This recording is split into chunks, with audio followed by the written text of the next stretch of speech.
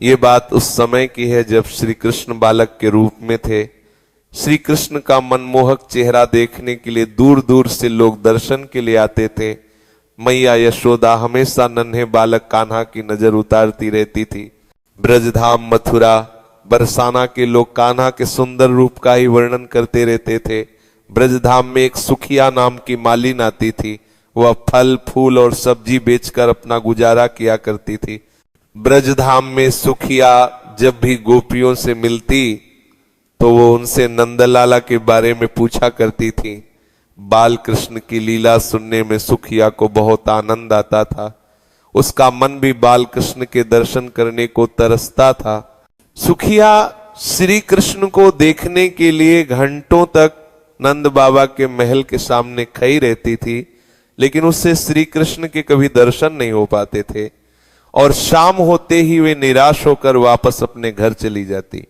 रात को खाना खाते वक्त भी वे नंदलाला के बारे में सोचा करती थी।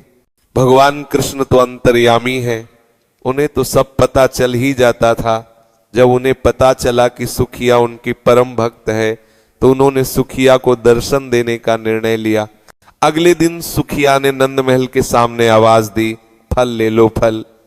सुखिया की आवाज सुनकर श्री कृष्ण दौड़े चले आए। नंदलाल को अपने सामने देखकर सुखिया की खुशी का कोई ठिकाना न रहा। सुखिया ने नन्हे कृष्ण को बहुत से फल दे दिए।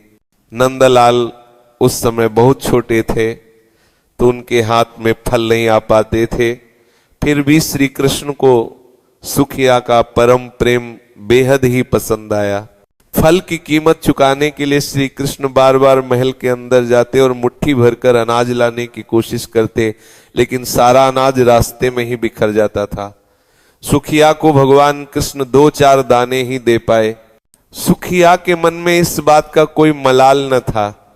वह तो बहुत खुश थी कि आज उसने अपने हाथों से भगवान को फल दिए और उन्होंने वो फल खाए। सुखिया मुस्कुराती हुई अपने घर पहुंची। उसकी फल की टोकरी खाली थी क्योंकि वो सारे फल श्री कृष्ण को दे आई थी।